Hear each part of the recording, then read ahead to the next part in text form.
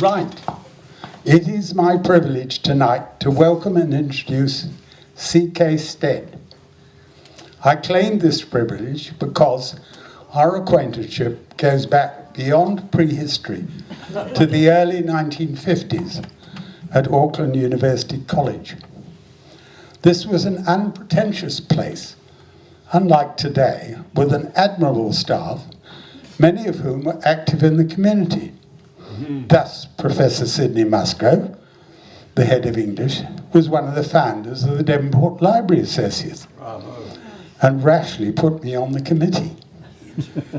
And in his English department, there were at least 2 novelists. Right. It is my privilege tonight to welcome and introduce C.K. Stead. I claim this privilege because our acquaintanceship goes back beyond prehistory to the early 1950s at Auckland University College. This was an unpretentious place, unlike today, with an admirable staff, many of whom were active in the community. Thus, Professor Sidney Musgrove, the head of English, was one of the founders of the Devonport Library Associates, and rashly put me on the committee. And in his English department, there were at least 2 novelists of note.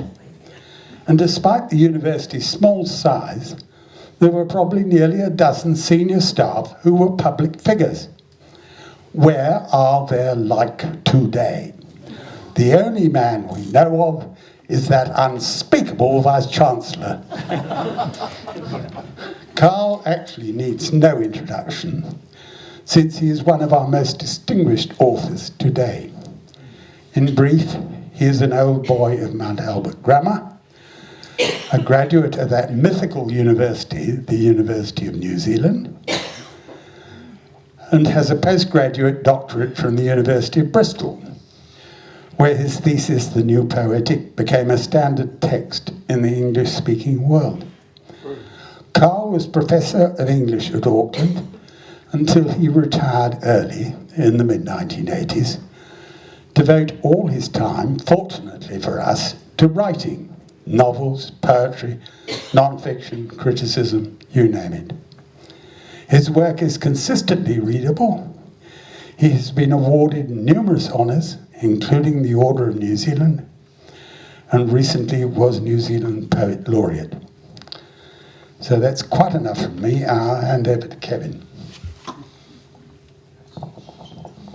Thank you very much, and I'll start off by thanking you first and foremost, Dennis. You're one of our great stalwarts, and thanking everybody for coming along. Good turnout for such a terrible night. Can we welcome Carl? And I'd like to thank, yes, I'd like to thank, if you just wait, I'll get there. I'd like to thank the librarians, the wonderful librarians of the Devonport Library and the friends of the Devonport Library. And I'd like to thank, lastly and not least, Carl and Kay for coming along tonight. It's always a great entertainment. I know you're going to be vastly pleased and vastly amused, and I hope a little shocked when you hear what he's got to say, because Carl is full of shocking things, and even I, my old age, am not over it yet. What a liar you are. All poets are liars. Well, that's right. It gives you something to do while you're trying to keep a straight face. The thing is that I hope we're going to talk about the new book which I'd like to pronounce is that Derrida, whom I derided, died. It won't quite fit, but it actually just does look so pleasing. And by the way, it's a remarkably beautiful cover, I think, absolutely marvellous. I've heard some people say, don't like the look of that. Well, I'm afraid the new still shocks some people, and I reckon it's a stunner. There's one thing that marks the book out for me, besides its excellence as poetry, and that is its good humour. It's hard to think of people of 85 having good humour, but Carl manages it with high-spirited, brainy, and poker-faced fun. There are dark poems in here, yet always the curtain gets thrown back and the light gets let in. I loved his last book, and I think some people referred to it as his best. That's the yellow boy out in the harbour, not the golden one who runs around delivering your groceries. I actually think this is better. I'm an aficionado, so I can confess that. It actually, I think, the other one had so many disquisitions on death and on the light and shade of life.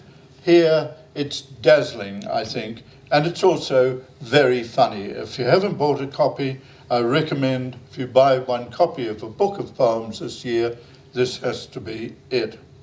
When I first read it, and that's from cover to cover, and I very seldom ever do that now, because always one poem puts me off, sidetracks me, or I put it aside for some reason or other. But I read this just straight through, because it's architecturally, Dennis, it's so well presented.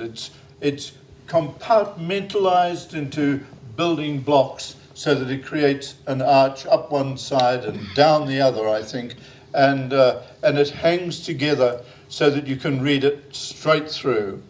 Carl and I were children of the Great Depression. Just at the moment we're sharing our 85th birthdays. Carl will be 86 before I will. But the point that I'm getting at is that we were forced spectators. God only knows how our parents could bother to be so sidetracked to make us, engender us in such desperate times. Accident. But yes, maybe it was. But we were actually made in the middle of a bloody stinking depression, followed shortly afterwards, not by the paradise offered by a new Labour government, but by a Second World War, after which we got the Cold War. So we had, we can feel sorry for ourselves. We had a really hard time of it, and so did so many of the people in this library tonight. So the 1960s burst on us with endless, wonderful possibilities, and I'd like to ask Carl to follow his suggestion, in brackets, that he starts off with a poem about 1969, because it's the year for me, in my memory, that had it all. It had all the possibilities, and yet it had the shadow of despair and non-fulfillment in it. There was so much tricky stuff going on in the world, and I'm afraid we just didn't get out of it. It just didn't turn out to be the great year we hoped, but it's an important one, in fact, because it wasn't. Carl. Thank you. So many nice things being said about me makes A change. it makes a change, but it also tends to render me incoherent. And so I'm going to Never. so I'm going to follow Kevin's suggestion, which, as he says, was my suggestion, that we begin with the poem called "The Year Was 69." But he's not going to get away with that. We're going to go back at some point. I've got two poems, one in this book and one in the other book, about Kevin himself that I'm going to read you. So. Are there any lawyers in the room? So what I'll do is, because the people in this poem are referred to by their first names, can you all hear me all right? Yes. I'll just tell you who they were. A lot of people here will know straight away who they were, but I'll just fill in that way. Colin was the painter Colin McCann. Morris was Morris Shadbolt, the novelist.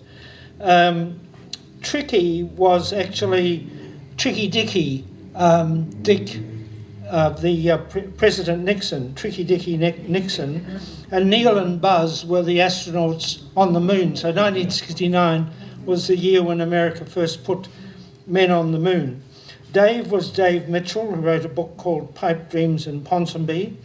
Beverly and Barbara and Beverly were two of Morris had a rather quick turnover of wives and partners in those days, and they were Barbara Magna and Beverly Bergen, who succeeded one another in quick succession.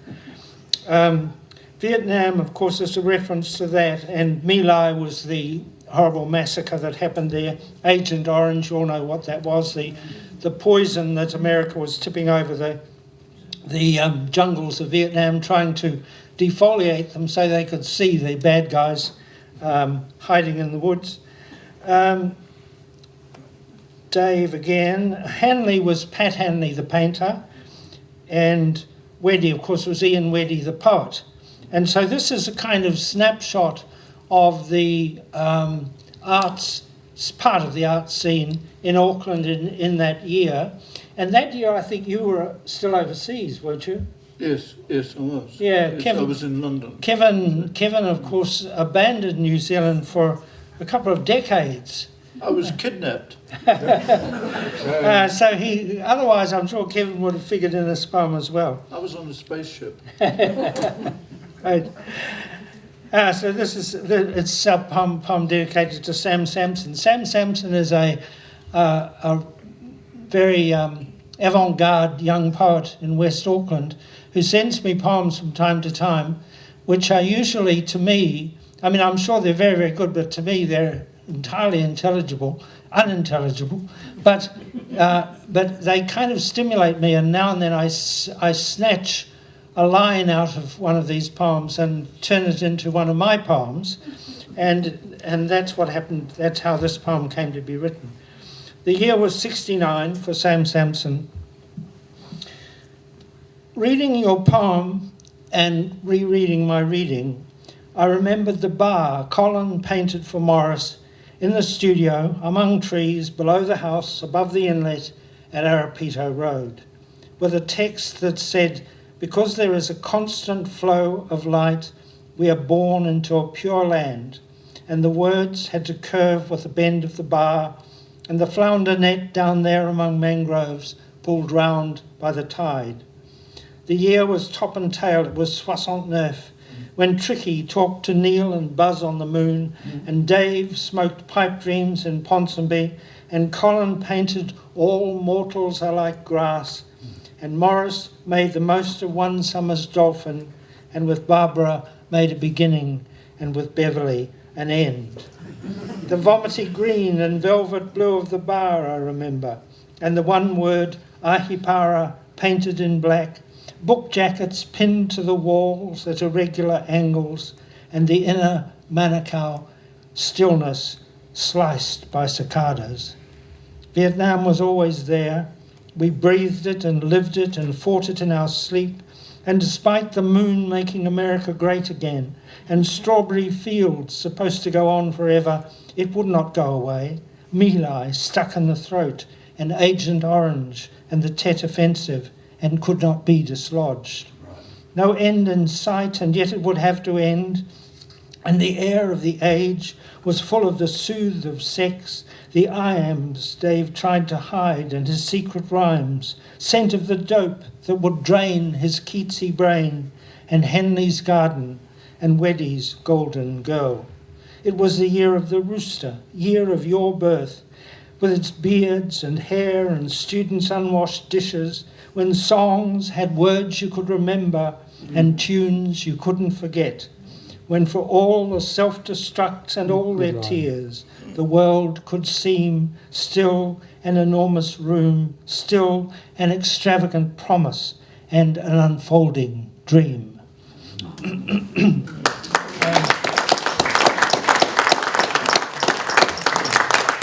Now, Carl, one of the things that I referred to is the construct of the book. You've grouped the poems into several categories, and it's quite deliberate because, as I said, it has a kind of architectural quality, so that everything in the book hangs together, it leads on. And so would you like to just lead on where you actually, for a change, feel like just doing so randomly? Yeah. It has got a centre section which is composed of the few poems I thought worth keeping of the period when I was Poet Laureate. Yeah. And that did put a kind of unusual pressure, even though it's understood that if you're New Zealand Poet Laureate, you're not going to have to write poems celebrating the Queen's birthday or you know, her cousin's demise or whatever. Or the corgis. No, I mean, you can do any of that if you want to, but you're not obliged to. But I did get very gentle suggestions from the ministry, and I reacted to that, as I suppose many parts would, and particularly this part, because they suggested, well, it is the 100th anniversary of the First World War, and we have got this ministry set up specially to commemorate the 100th anniversary of our involvement in that terrible conflict, and it's called WW100, the sort of sub-ministry. And so if you would like to contribute anything to this, and they made some suggestions about what were good topics. They said, for example, the forgotten campaign in Sinai. Well, I'll say it was forgotten. I mean, that was the point of the little poem I wrote about it, was that I couldn't remember it. The thing was that I reacted as I reverted to some extent to a persona I've used from time to time over the years, the persona of Catullus. And Catullus, his most famous line is the line he writes for his brother, Frata aue atque vale, brother, hail and farewell. And there's one poem in which I say, I can do that kind of thing. I can do brother, hail and farewell. I can't do the dulce et decorum est pro patria more. How right and sweet and proper it is to die for your country, which is what Horace did. So I did a few poems, and I'll read some of those to show how I used the Catullus persona as a kind of escape from doing what the ministry really clearly thought I ought to do. If I can find them, here we are. Yes, well, the first one just says, 100 years ago, we were at war, and the ministry wants from Catullus commemorations. Why me, he protests, I can give you only brother, hail and farewell. For how right and proper it is to die for one's country, you need a civil servant. Horace, for example. And then this is my poem about Gallipoli. This is my summing up of Gallipoli. Paddy was the doctor's dog and died of shrapnel wounds in the same good cause and for the same good reason the soldiers died. What was it again?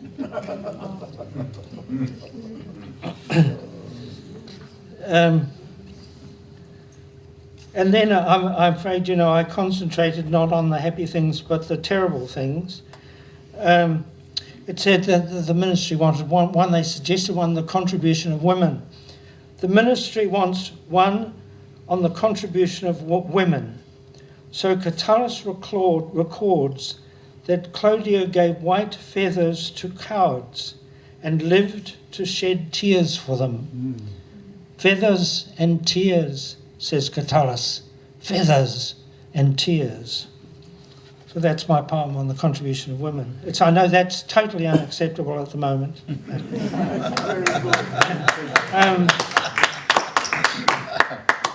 And this one's called The Deserter. Last words of the one who had to die at dawn in an orchard in France. Are you there, Padre?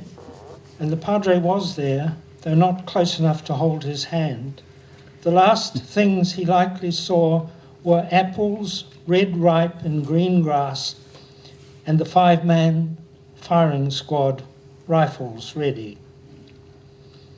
The next, quiet there. The noisy boy in no man's land whose actions rhymed crying and dying. The sergeant wanted to shoot him, to shut him up, but couldn't risk the shot. The lad fell silent at 2 a.m.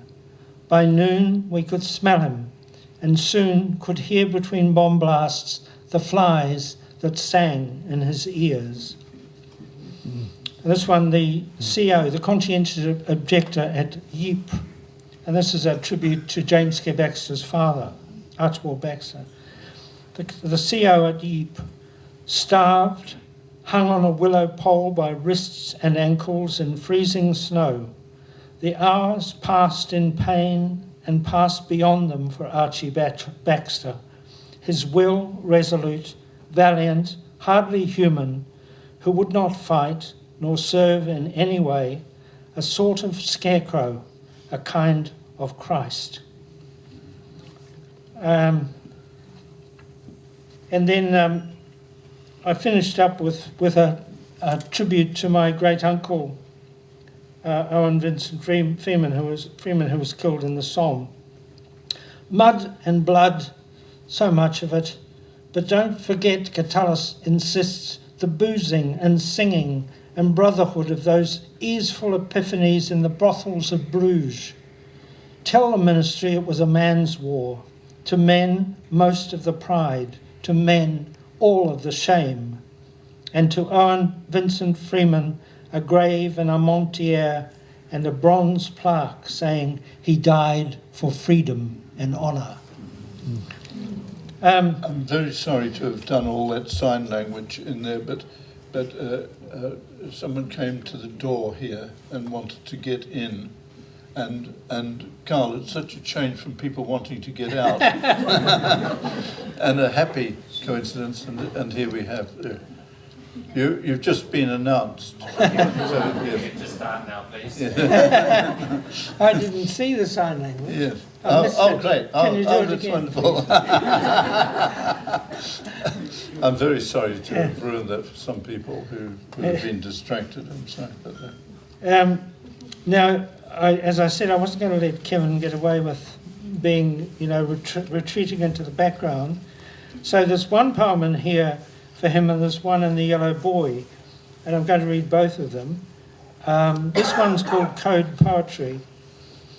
Code Poetry for Kevin Ireland. What a talent he has for a book launch. But then, as part of it, I was summoned, quite unforewarned, to add my blandishments. So I recalled we'd both been, long ago, grammar boys from schools on opposite sides of the harbour, soccer players, and how years afterwards, remembering a game when someone's leg was broken and the crack had horribly echoed, it was then we saw this must have been a match we both had played, though on opposing sides. And so we'd say it has goes on, these 60 years, which makes us what? Rivals? Some might think so, but more important, playing the same game. Carl, it's 70 years. That's all right. We'll bring it up to date. And the other one was commemorating Kevin's marriage to Janet Wilson, which took place how many years ago? Not all that many years ago. It's a palindrome, that's how I can remember No. it. It's 21112. 21112, right, 2012. Yes, took place in Government House grounds in Auckland. About 30 years late. Yeah, and so these two, Janet and Kevin lives here in Devonport, and Janet, who's a New Zealander but teaching in England, lives in Oxford, and they commute back and forth with incredible strength and frequency, yeah, that frequency. So this is called Saluti.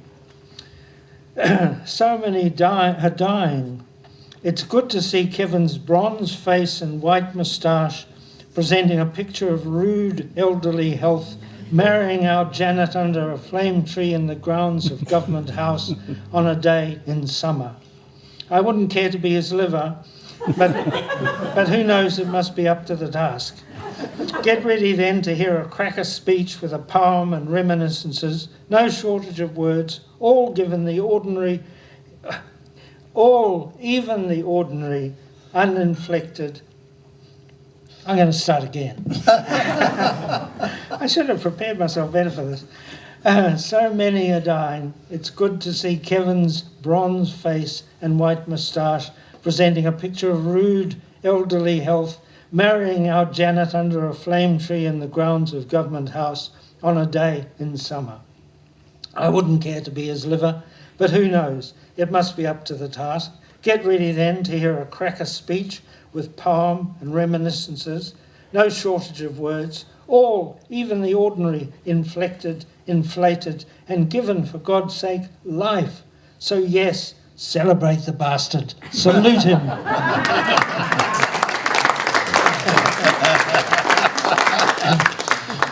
One of the things now I'd like to just move sideways onto just for a while before I invite questions and comments from the floor is a book which has quite a lot to do with the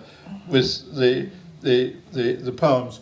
It was written at the same time, for one thing, but also all the way through you'll find some of the same jokes or hints of them, and there are jokes all the way through, and that's The Necessary Angel, which of course comes from a book of criticism by Wallace Stevens, but I actually had to get hold of a copy to it. It's Essays on Reality and the Imagination, and you have to get that right.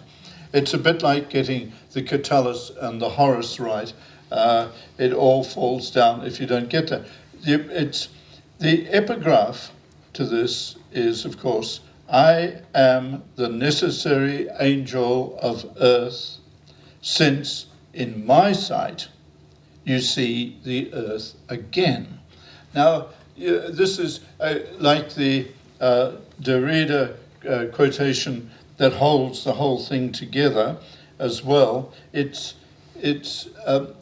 one of those quotes that is full of suggestion, because necessary angels come in all forms. Sometimes they're people, sometimes they're imaginative qualities. They're all real, and sometimes they're chemicals.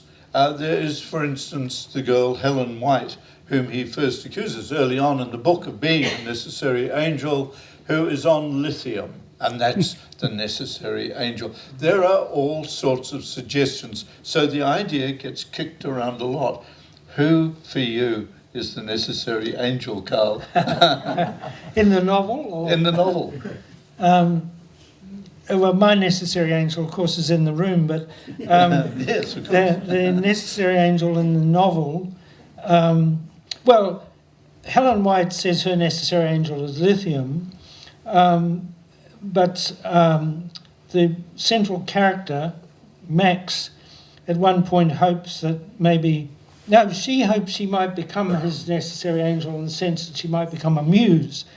because she's discovered a poem that he's written and she wants him to write more.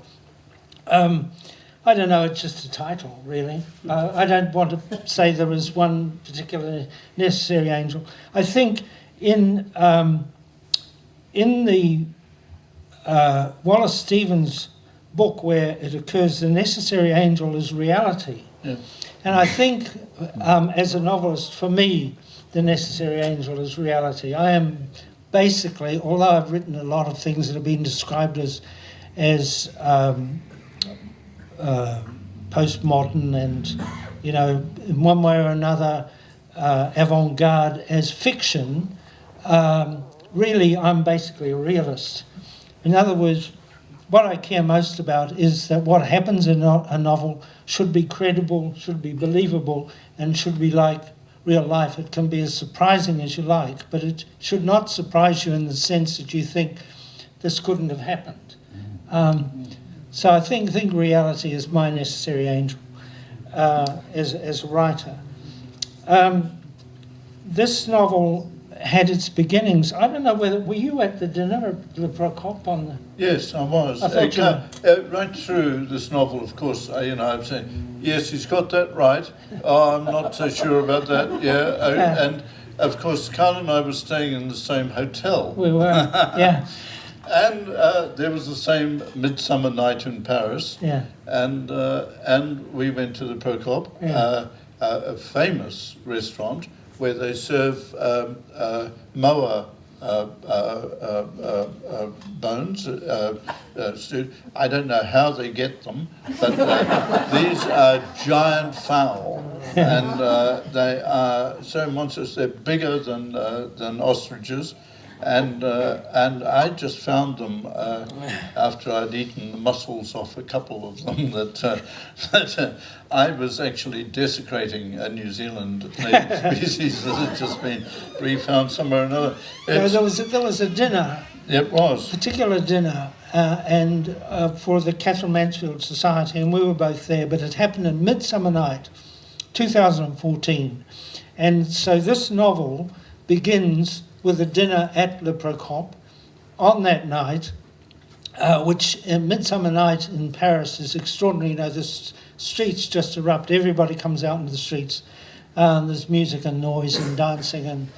And so that for me was the start of the novel. But what I made it was that these invented characters, Max, the central character, who's a New Zealander, married to a French academic woman who's rather more senior than he is in the Sorbonne, with 2 children, and he and his young assistant in the Sorbonne are planning a commemorative conference on the poetry parts of the First World War. They're going to be English parts and French parts of the First World War, and that's what they're having their dinner about. But I used that actual occasion to be the kick-off for the novel.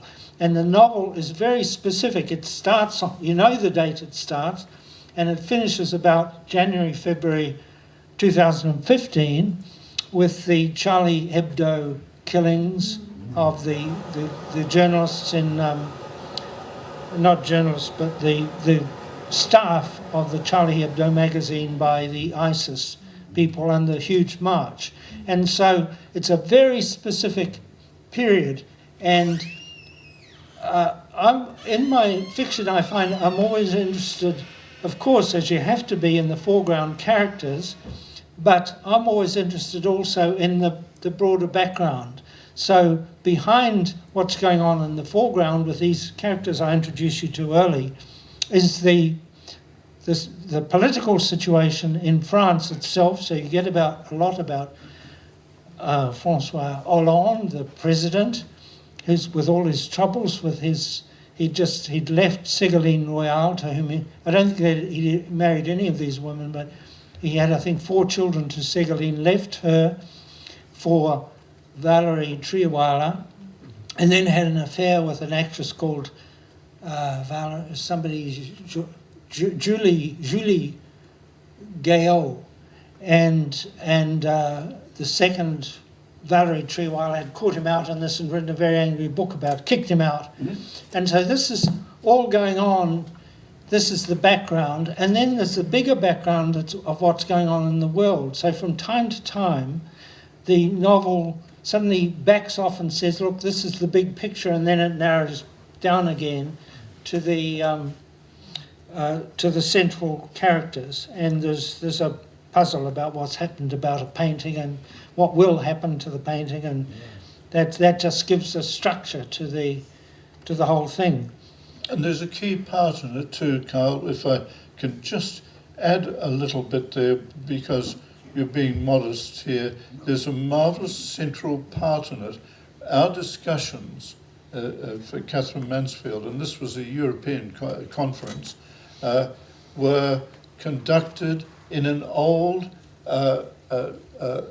medical examination room where they actually cut up the cadavers. And of course, because of 18th century medicine, this had to be focused dramatically. And so the seats are right there down to where people sat to give their talks and so on, their 20 minutes or whatever it was. And here is this dramatic place, and Carl just suddenly gets it, and you know where you are, and the whole novel, again, I think architecturally just comes into focus. You know exactly this is the spot. And I think that is bears Carl out. It's a kind of, it's not a super or magic realism at all, but it's a marvellously focused one. It's so precise that it flashes by you sometimes without noticing, and that's the magic of it. Well, thank you. Yes, so where do we go from there? Well, I think we have another poem. Another poem. Because it's marvellous to move in and out from the novel, because it's full of references to the man commemorated on the cover of the poems.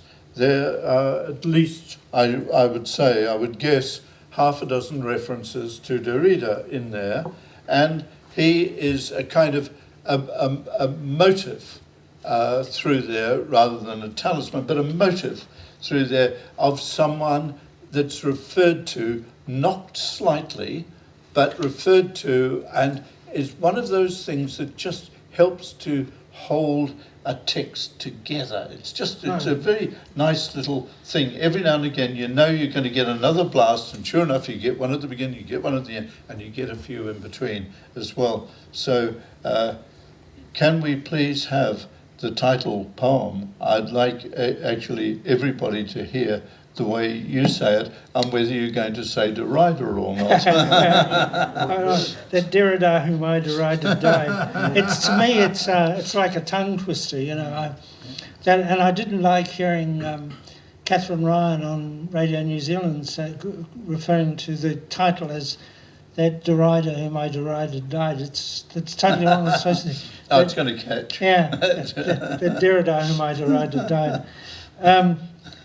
Actually, I want to read, we might come to that, but I just wanted, you've got your eye on reading something and the moment slips away. So I'm not going to do what you asked me to do, Kevin. I'm going to do something else. Because you never would you? You're very stubborn. But I'm going to read I'm going to read two amusing poems, one which is entirely proper, and the other which is not the sort of poem that you should read in the age of Me Too. This one's called A Matter of Time. And many of you will remember the fashion in the 60s for C.P. Snow and his ideas, and that's what this is about. When I was young, it was C.P. Snow averred, anyone who did not know the second law of thermodynamics was uneducated. Two cultures was his bag, and what he wanted was scientists reading poems, arts chaps maths in lunch breaks and on the beaches in summer. So I learned it, and was briefly, you could say, educated until, like so much else, the discriminating brain discarded it. But there is a shadow of it lingers still, something about the universe winding down, and how we can't drive history in reverse because of entropy, which means the world's end is only, you could say, a matter of time. The comprehending stars which know this law are sad about it and don't burn so brightly. The birds, too, are affected in their singing, less jubilant in spring. And even my cat dislikes it when I mention thermodynamics, its second law, and twin-cultured CP Snow, who thought there's something a clever cat should know. And this is the one that should not be read in the age of Me Too. But there are a lot of elderly men here who may have had a digital examination for prostate and who will appreciate it. It's called The Angels of Science and Compassion. Women, he tells himself, had to get used to Women, he tells himself, have had to get used to male doctors since forever. So why should men not accept the reverse? Absolutely, and no buts. Only that he's getting on, and that he hasn't needed, not until now, and that it demands something new. You could call it a discipline. So when, for example, she's fragrantly close, her stethoscope near to his sternum, listening for the faint intracardiac shunt in the beat signalling patent for Raymond O'Varley, there's the impulse to give the top of her blonde head an affectionate peck. That has to be resisted. And then there was a time when, recovering both it seemed, from the more than slight frisson of her rubber-gloved, lubricated finger in his anus checking the prostate, he had to deal with the thought of joking, "My turn now?" No. Surely she would not have laughed. How could she? And now today, her last patient for the morning, when they talked as friends might, and she told him her husband was away, wasn't it only not propriety, not fidelity, but the sense of age and age's folly prevented him from saying, as once he might have, what about lunch? How splendid they are, these angels of science and compassion, in whose hands, but not in whose arms, he must expect sooner than later to make an end.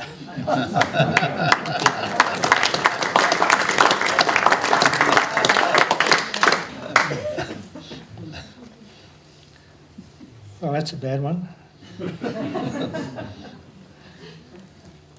Where do we go now? Right, another jolly one, I reckon. you can't read a sad one after that. I'll read my tribute to a North Shore former colleague, Nicholas Tarling, who, like me, a swimmer, and he died swimming. He was seen swimming strongly, and then he was seen to be not swimming at all. And he died, and I said to Kay, what a way to go. I may achieve that myself. But this is a sort of comic poem, because Nicholas and I had our differences as colleagues, but I think I was going to say we appreciated one another. I always appreciated him. He was very witty and with a sly sort of wit. And so I think it's such a peculiar poem called Unusual Obsequies, because they are rather peculiar, but I think it's suitable to the character of Nick as I remember him. And it's really, again, a matter of realism. It's a literal transcription of something that happened, and the person I'm addressing at one point in the poem is Kay. Unusual Obsequies. In shallow sleep, that life of the mind that comes at 3 or 4 a.m., hearing big rain beat on the roof and spill from broken gutter to concrete path, and quoting to myself faultlessly a sonnet of a single sentence and great complexity by Willie Yeats, I promised I would call that comic strip tradesman I had named just to amuse you, Gutterfix. It was the day we'd buried Nick, historian, daily dipper, opera aficionado, with songs and stories of his gloomy wit. Come to our aid, great Gutterfix, I sang in my opera voice, and laughed, and seemed to fall a moment after into a dream of drains. Well, I think that's it's not quite the poem we should end on. I think. No. I don't know which one we should go for, but I think there's one in here that. Yes, wait on. This is.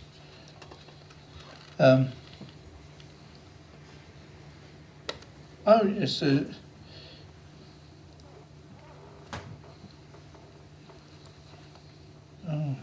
There are just so many good ones. There's a marvellous poem here about Napoleon on St. Helena. It's an unlikely poem. It's not one that I really stumbled over it and had to read it 2 or 3 times before I felt I'd got it right, because it's really a very, very good. All the books that are written about Napoleon, and there are probably more about him than any other great statesman of France, much more than Louis XIV and so on. And Napoleon keeps being wrangled about, but it just seems to me to just get him and catch him and pin him to the tray. There are a couple of others too that I would like to get you to read just before we do. There's a marvellous. There are 2 historical ones. There's Budapest and there's St. Helena, and they're all poems from travels. A New Zealander on the march, watching things, I think, with a kind of a wry and Antipodean interest, one that you don't get. It's not the European voice. It's actually it's a South Pacific voice. It's an interrogation from down below, and I think they're marvelous, Carl. If I could interest you in them, but you've got lots of a sheaf of white papers. There is another one I don't want to leave out, actually, and that is the one called Syllabics for Young Roosters. Oh yes, that's a nice one. Yeah. Is that all right? Yeah, lovely. I'm glad you like Napoleon, and you've put in a plug for him, so we don't need to do him. I think he's done now. Oh, better to talk about him than read him. Yeah. I just to explain this poem. It explains itself. It is about a discovery, but what triggered it was the name of the tower that burned in London, Grenfell Towers, which reminded me of the name of a person whose full name I had once known and had forgotten. And so that triggered this poem. So this is Syllabics for Young Roosters, which is dedicated to my old school friend, Les, boxer and biker. It was London's burning tower made me recall while doing dishes that my friend Les Parker's real first names were Grenfell, Bertram, Louis. He came from Seddon Tech to Mags and attached himself to me maybe because he detected welcome under the grammar school bluff. His mother called him Gren, he called himself Les. Only I was allowed to know the secret, full-blown horror, which made us allies until the 6th form when he stole my girlfriend, lithe and lovely and too clever for Les, Jean Lamont. Later, hearing they'd married, I wondered what became of them, where they'd gone, inquired among friends, hunted through phone books. But now, my hands in the sink, after decades, transitions of faces and places, I had the fullness of that name, the whole caboodle, and took it to the highest authority, not God, of course, but Google.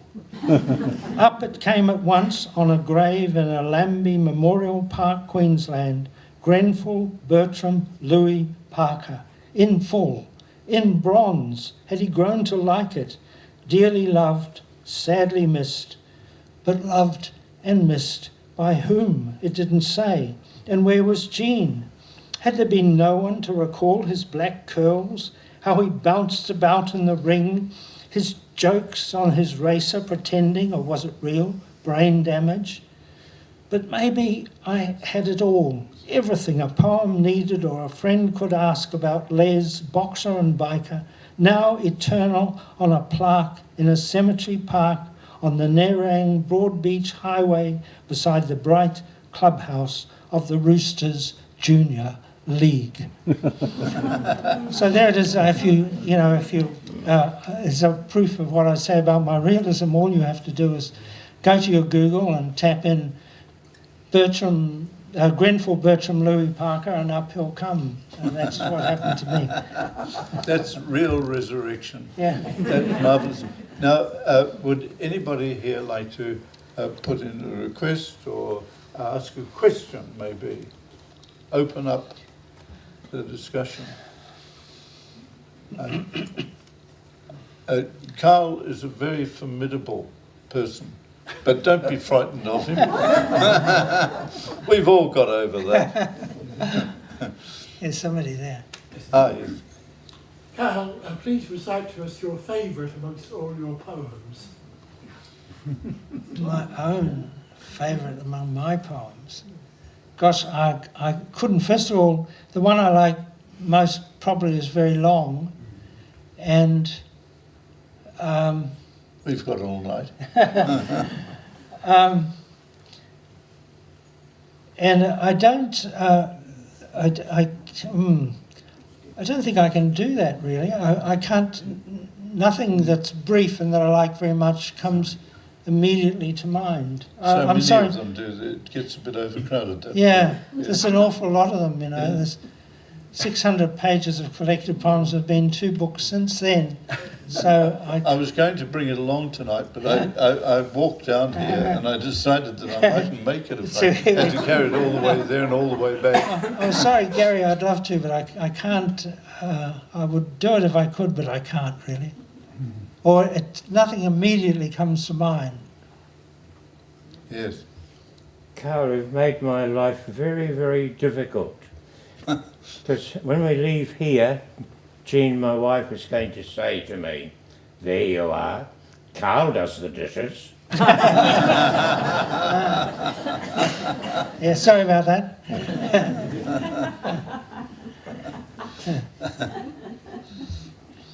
We all used to do them before the invention of the washing machine. Yeah. The dishwasher.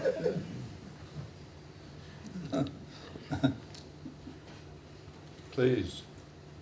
Well, ladies and gentlemen, I think it's time we might draw this to a conclusion.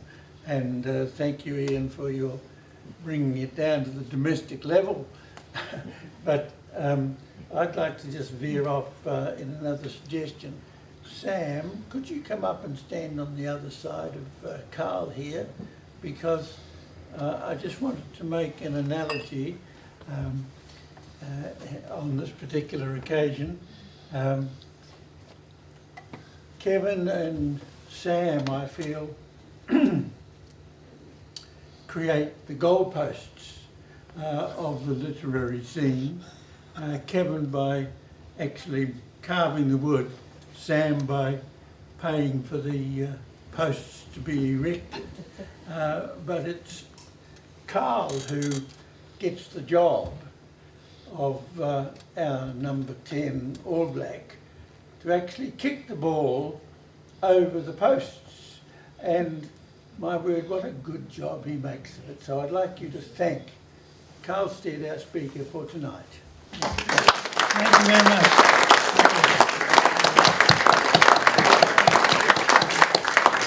The other thing that I forgot to say was that both Sam and Kevin, your patrons, they're patrons of the organisation which Kevin had a little trouble in getting right, but nevertheless he's a genuine patron of the Devonport Library Associates.